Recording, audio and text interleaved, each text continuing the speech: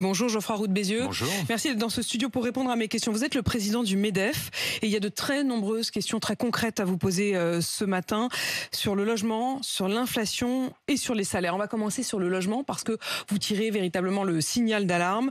Pour vous, je vous cite, la France va au-devant d'une catastrophe si la situation ne s'arrange pas dans les mois à venir. Qu'est-ce qui se passe et qu'est-ce qui bloque ?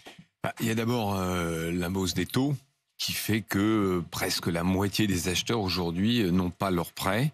Et donc, évidemment, la possibilité d'acheter n'est plus là. Mais il y a aussi des problèmes de fond. On veut zéro artificialisation nette partout. Et il y a un moment où ça coince par rapport à une demande qui est forte. Parce que ce qu'il faut comprendre, c'est qu'on a besoin de logements en France. On a besoin grosso modo de 500 000 logements neufs par an. En fait, il y a trop de monde pour pas assez de logements. Exactement. Donc ça fait monter le prix des loyers. Parce que par construction, évidemment, si on ne peut pas devenir propriétaire, il y a plus de locataires et moins de possibilités. Ça crée un énorme problème de pouvoir d'achat. Alors on le voit moins que l'alimentaire, puisque les courses, on les fait peut-être pas tous les jours, mais enfin régulièrement. Mais c'est une bombe à retardement. Et les permis de construire ou les constructions neuves qui sont pas lancées cette année, on va les payer, entre guillemets, on va les voir l'année prochaine. Et ça pose un problème du coup à tout le monde. Je voudrais qu'on essaye de regarder point par point. Vous avez parlé des propriétaires, vous avez parlé des locataires, et puis évidemment les entreprises du bâtiment. Mais quand on regarde sur le fait que les gens ne bougent plus, qu'ils ne peuvent plus accéder à la propriété ou même accéder à la location, ça a un impact aussi sur l'emploi. Parce qu'on ne bouge plus, on ne peut pas aller prendre un job qui serait dans une autre région, dans un autre département. Bien sûr. C'est pas seulement un plaidoyer pro-domo pour le bâtiment. J'ai lu quelque part que je défendais le bâtiment. Oui, bien sûr, c'est un secteur économique important. Mais c'est surtout un problème pour les Français et pour les salariés. Il y a un chiffre, moi, qui m'a beaucoup frappé, c'est que chaque année, en fait, les Français s'éloignent de leur travail. En distance. C'est quelques minutes. Mais quelques minutes par an, ça fait que au fil du temps, en 20 ans, on passe plus de temps dans les transports pour aller travailler. Alors évidemment, il y a le télétravail qui a heureusement pu compenser une partie, mais tout le monde ne peut pas télétravailler, comme vous le savez. Et du coup, c'est de l'absentéisme en plus. Et puis, vous avez, c'est des recrutements qui ne se font pas. Parce qu'à un moment, si on ne peut pas déménager, si on ne peut pas trouver un appartement ou une maison près de son emploi, on perd des possibilités de recrutement. Donc c'est un problème de société qui est aujourd'hui négligé. On n'entend pas le gouvernement là-dessus. Alors Bruno Le Maire a réagi dimanche soir en disant qu'il a essayé de desserrer la contrainte. Enfin, il a réagi parce que vous avez alerté. Je ne sais pas, mais en tout cas, peut-être. Mais en tout cas, il a réagi parce qu'il y a un sujet évidemment avec les règles de la Banque de France qu'il faut regarder sur à la fois en fait, les taux et la capacité d'endettement. C'est-à-dire qu'on a baissé de plus en plus le plafond. Qui s'appelle le taux d'usure. Alors le mot est un peu moyenâgeux. En fait, c'est le taux plafond qui n'existe qu'en France et dans un autre pays européen, qui permet, si vous voulez, donc qui bloque à 4, je crois que c'est 4,20 ou quelque chose comme ça. Si on pouvait faire des taux un peu plus chers, et tout le monde ne s'endettera pas à ce taux-là, on pourrait avoir plus de prêts. Il y a aussi la capacité d'endettement, il y a un ratio de capacité d'endettement qu'il faut peut-être libérer. Bon, il y a à travailler là-dessus, mais sur le long terme, il faut qu'on ait un vrai débat sur comment on fait cohabiter, si vous voulez, la protection de la biodiversité, qui est importante, et le besoin de logement des Français.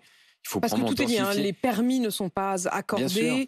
En même temps, on a quand même des centres-villes qui se dépeuplent également. Est-ce que c'est pas aussi un nouveau modèle ? C'est-à-dire que certes, tout le monde rêve d'avoir son pavillon, mais c'est un modèle aussi qui coûte très cher aujourd'hui.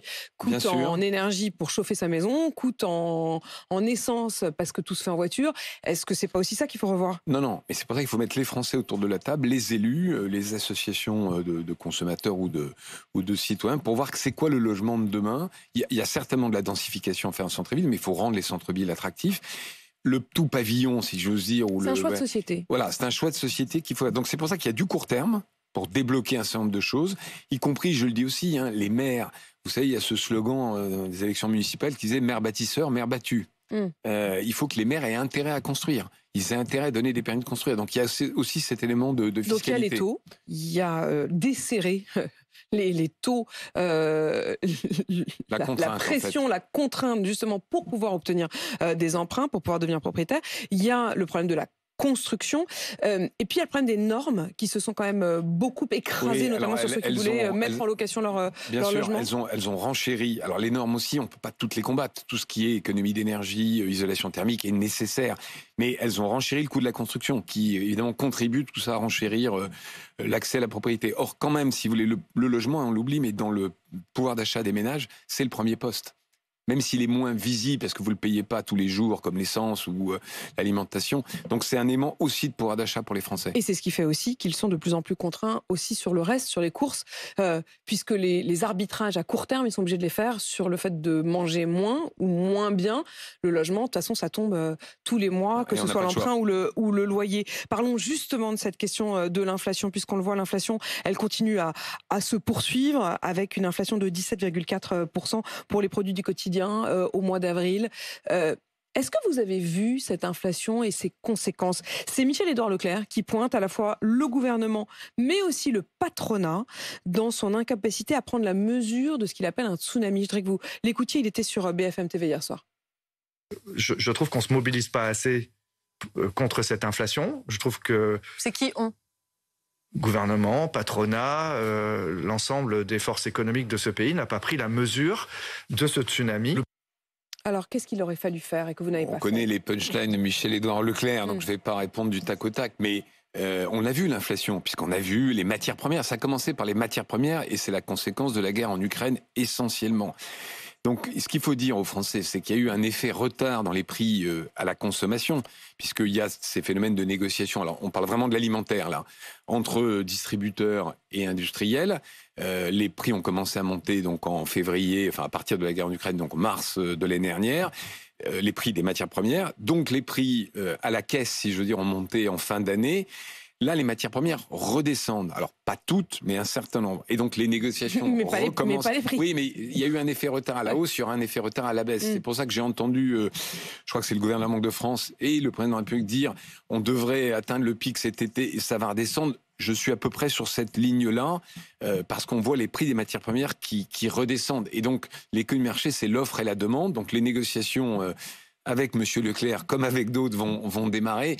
Et normalement, on devrait avoir une décélération. Bah oui, lui, il est épicier. C'est tout à fait un métier noble. Il essaie de vendre le moins cher possible avec la plus grande marge. Et les fabricants, évidemment, sont dans la position inverse. Et moi, j'ai les deux au MEDEF. Vous voyez, donc je suis... Donc vous êtes forcément dans une position... la balle est au centre. Mais Geoffroy Roux de Bézieux, quand vous dites qu'il y aura un effet retard, parce qu'il y a eu un effet retard à la hausse, il y aura un effet retard à la baisse, il n'y aura pas de baisse des prix à proprement parler, il y aura juste une baisse de l'inflation. Non, il y aura un ralentissement de l'inflation dans beaucoup de domaines. Je pense qu'il y a des endroits où on peut rebaisser les prix.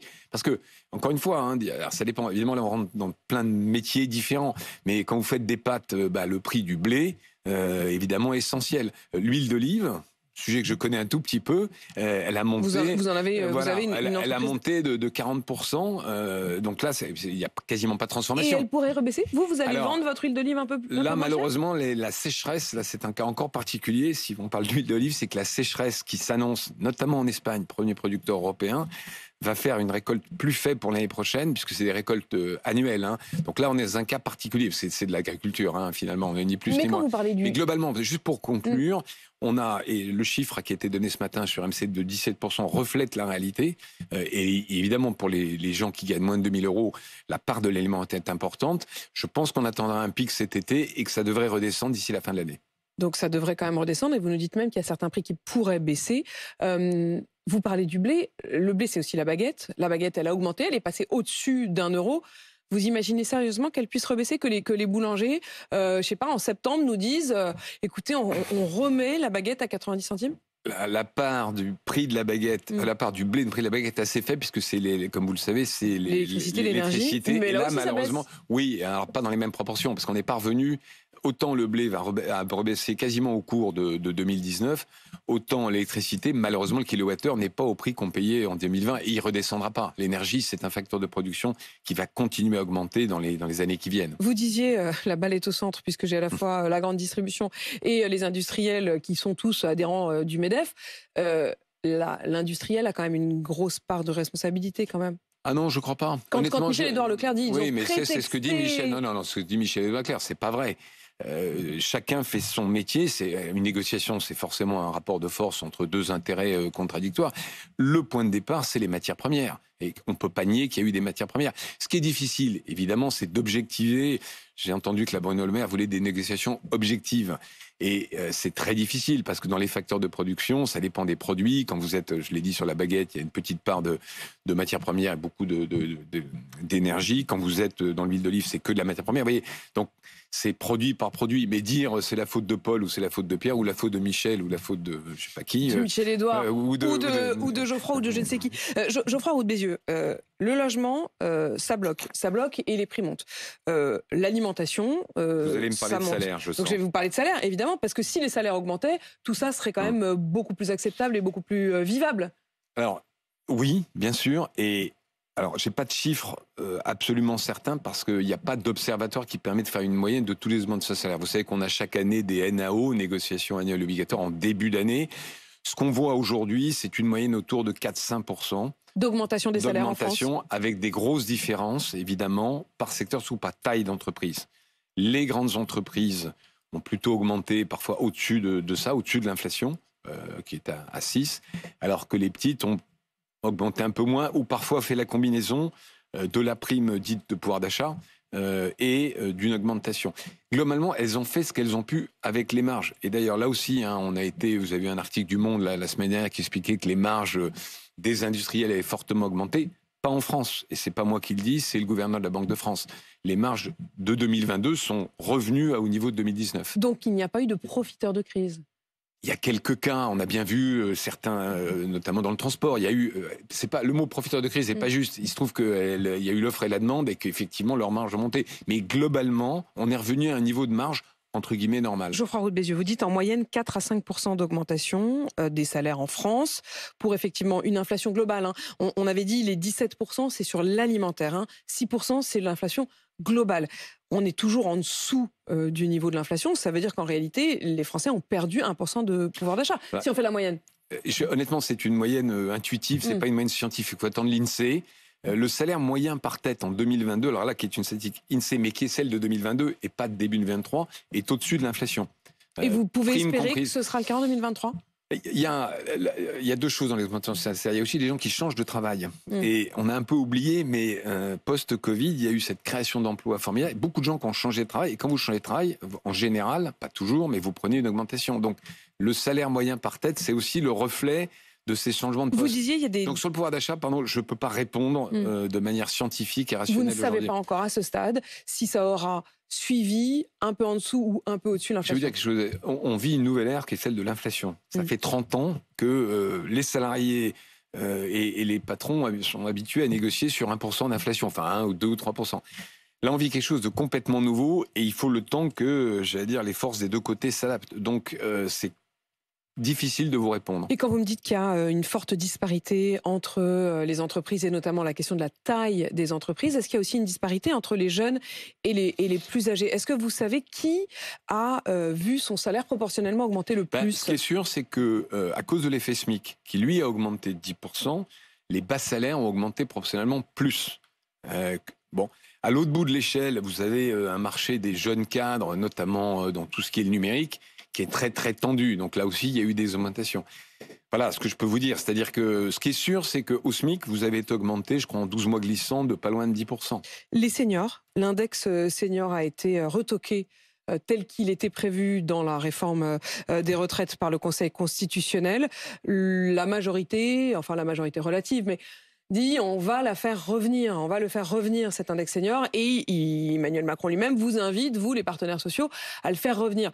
Ça va revenir sous quelle forme ? Comment ? Est-ce que les entreprises sont prêtes à s'engager ? C'est pas tout à fait ça. Ce qu'a dit le président de la République quand on l'a vu la semaine dernière, c'est on va vous donner la main, partenaires sociaux, si vous la prenez. Enfin, je rappelle que tous les partenaires sociaux n'étaient pas là. Il a dit ça, mais devant lui, il n'y avait que vous. Enfin, il y avait les c'est vrai, c'est vrai, mais il l'a dit à la télévision à tout le monde. Mais c'est pour ça que je dis si les partenaires sociaux, syndicats et patronats sont prêts à négocier sur l'emploi des seniors. Moi, je crois qu'il ne faut pas faire une négociation sur un petit morceau qui serait que l'index. Je vous dirai un mot sur l'index, mais il faut faire la réforme des retraites étant passée, étant votée, il faut négocier sur l'emploi des seniors, et c'est beaucoup plus large. Il y a le CDI senior, mais il y a aussi comment on fait pour garder nos seniors, comment on fait pour éventuellement en embaucher. Vous êtes favorable au CDI senior ? Alors, c'est-à-dire un peu sous la même forme qu'il y a le CDI jeune. Pas forcément. Je crois qu'il faut qu'on réfléchisse à comment on fait pour garder des seniors qui, effectivement, passé un certain âge, peut avoir un coût élevé et peut-être une productivité qui n'est pas la même. Mais il faut le mettre ça dans un cadre général. Et vous feriez ça comment? Enfin, pardon, mais si on vous écoute, le senior, il n'a pas tellement bonne presse. C'est-à-dire que, quand même, vous se dites tout de suite, bon, il a un coût, il a une productivité moindre, enfin, il a aussi une expérience bien plus grande. C'est pour ça que ça dépend des métiers. Mm. C'est pour ça que ça dépend des métiers. Un journaliste senior a beaucoup d'expérience, mais un codeur senior, il a peut-être plus les langages informatiques qui vont bien. Donc, voilà, c'est pour ça qu'il faut Donc faire... vous ne voulez pas un index senior Non, je n'ai pas dit ça. qui soit Non, imposé ce à que toutes je ne les veux entreprises. pas. Alors, pardon, juste pour répondre. Donc, on veut une négociation globale senior. Nous, on est prêt à le faire. Il faut que les syndicats soient d'accord. Et on peut démarrer ça dès que... alors, certainement après le 1er mai, ça c'est sûr, mais dès qu'on peut se mettre d'accord autour d'une table. Et d'ailleurs, au passage, pardon, je pense qu'il faut qu'avant de retourner voir le président de la République ou le Premier ministre, il faut qu'on se voit entre nous, entre syndicats et patronat, pour essayer de dessiner les contours de l'accord. Ce qu'il ne faut pas, si vous voulez, c'est qu'on soit dans une contrainte, ni de temps, je l'ai dit, les 100 jours, j'y crois pas. Et deuxièmement, une contrainte qui nous dirait qu'il faut négocier sur ça, ça et ça. Il faut qu'on soit, en nous, fait, capables... Vous voulez vous débrouiller sans lui? Parce enfin, quand je dis lui, je parle du président de la République, il est aujourd'hui plutôt un motif de contrainte, de difficulté. Il rajoute un coin, en fait, entre vous. Je ne dirais pas les choses comme ça. On est dans une impasse politique assez forte, puisqu'il n'y a pas de majorité, et on voit bien que sur un certain nombre de sujets, c'est compliqué de faire passer des lois. Nous, le patronat et le syndicat, on a réussi pendant le... Vous parlez plutôt mieux quand il n'est pas là. On se parle différemment, en tout cas, voilà. ça c'est sûr. On a réussi à faire passer un accord sur le partage de la valeur auquel personne ne croyait, qui va être transposé dans la loi, normalement, dans quelques semaines. Donc, je pense que la démocratie sociale, c'est-à-dire la capacité du patronat et des syndicats à négocier, peut, dans une période où il n'y a pas de majorité, permettre de faire avancer un certain nombre de choses. Évidemment, pas sur tout. Il y a des sujets. Si on avait fait la retraite, par exemple, on n'était pas d'accord. Vous auriez pas pu le faire. Non, Laurent Berger voulait augmenter les cotisations, en gros, et nous, on était plutôt sur l'âge légal. Donc, évidemment, on n'aurait pas réussi. Mais on a réussi sur le partage de la valeur, j'espère, et je pense qu'on peut réussir sur les seniors. Vous invitez à les voir, c'est-à-dire que vous dites qu'il faut qu'on se voit avant. Donc, il y a une première échéance qui est le 1er mai, puisque de toute façon, que ce soit Sophie Binet désormais à la CGT ou Laurent Berger qui est encore pour quelques semaines à la CFDT, ils ont dit de toute façon, il y a une sorte de délai... Ce qu'on comprend, de décence. De décence, et donc le 1er mai, ils se retrouvent tous ensemble et ils seront unis pour les manifestations. Vous espérez que l'étape suivante, avant d'éventuellement aller à l'Élysée, c'est de vous retrouver tous ensemble. Vous avez commencé à en parler avec eux? Oui, de manière informelle. On essaiera d'organiser. Écoutez, ouverts. En tout cas, ceux avec qui j'ai discuté, mais il faut les interroger en direct. Mais je le ferai. Mais après le 1er mai, lesquels avec qui vous avez parlé? Vous parlez avec Laurent Berger régulièrement? Je parle plutôt avec les syndicats dits réformistes. Vous savez qu'il y a 4 syndicats sur 5 qui ont signé cet accord partage de la valeur. Donc c'est plutôt avec eux qu'on discute. Vous avez mais déjà je ne vais pas les rencontré faire Sophie parler. Binet? Pas encore, j'attends l'occasion de la rencontrer. Vous vous êtes ni parlé ni rencontré? J'ai envoyé une lettre de félicitations et une proposition de rendez-vous. D'accord, mais voilà. Vous n'avez pas encore de réponse? Non, mais j'imagine que dans cette période pré-1er mai, c'est peut-être pas la première priorité de la CGT d'aller rencontrer le MEDEF. En tout cas, nous, on est ouverts. Mais ce qui est important, c'est de se dire, si vous voulez, il ne faut pas, je vais le dire dans l'autre sens, qu'on se fasse piéger dans une négociation impossible. On ne peut pas tout faire par la négociation. Il y a des choses qu'on peut faire. Donc c'est pour ça que c'est important qu'on soit capables, les uns les autres, de se mettre autour de la table avant d'aller voir le gouvernement. Sans attendre les contraintes ou le cadre qui vous serait imposé par l'Élysée. Le RSA sous condition, Emmanuel Macron l'a dit lundi, il avait commencé une expérimentation qui n'a pas encore abouti, mais enfin une expérimentation dans 18 départements. L'idée, c'est d'essayer de conditionner pour certains le RSA à des formations, voire même à des débuts d'emploi. Est-ce que vous, au MEDEF, vous êtes prêt à jouer le jeu? Alors, moi, j'ai lu le rapport de Thibaut Guilly, donc qui est le préfigurateur de France Travail. Ce qui est intéressant, et il dit, moi, je ne peux être que d'accord avec ça, on ne peut pas se dire, il y a, je ne sais plus combien, plusieurs millions de Français qui sont condamnés en quelque sorte au RSA. Le RSA devrait être un statut provisoire. Alors, c'est vrai qu'il y a des gens qui sont depuis des années au RSA. La première étape, c'est la formation. Et la deuxième étape, c'est l'insertion, peut-être pas dans des travaux à plein temps. Il y a l'expérimentation zéro chômeur, territoire zéro chômeur, qui permet de faire des travaux d'intérêt généraux de manière progressive. Et les entreprises elles-mêmes, elles seraient prêtes à avoir recours? Mais je pense qu'il faut faire ça progressivement. C'est-à-dire qu'on ne peut pas prendre quelqu'un qui n'a pas travaillé, dans le cas de territoire zéro chômeur, c'est des gens qui n'ont pas travaillé pendant 7 ans. Vous ne pouvez pas le mettre 35 heures par semaine dans un métier à plein temps tout de suite. Il y a de la formation. Et le sous-condition qui est dans le projet, c'est de dire, bah oui, il faut qu'on puisse suspendre le RSA, versement du RSA, si la personne ne se présente pas à la formation, etc., ce qui n'est pas absurde. Une dernière question, Geoffroy Roux de Bézieux, dans un instant, du côté de BFM TV, je vais passer la main à Bruce Toussaint. Il fait partie de ceux qui ont alerté sur le délai du deuil après avoir perdu un parent. Aujourd'hui, c'est 3 jours. Est-ce que vous seriez favorable à l'allongement de ce délai? En tout cas, on peut en discuter. On peut en discuter.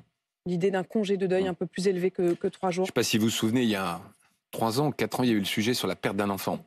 Et j'avais pris le contre-pied de Madame Pénicaud à l'époque en disant oui, écoutez, c'est tellement une douleur absolue qu'on ne va pas chipoter sur des jours. Donc je crois que c'est quelque chose dont on peut discuter. En tout cas, on peut ouvrir la discussion là-dessus. Merci Geoffroy Roux de Bézieux d'avoir répondu à mes questions ce matin. Vous qui êtes donc président du MEDEF. Il est 8h53 et vous êtes bien sur RMC BFM TV.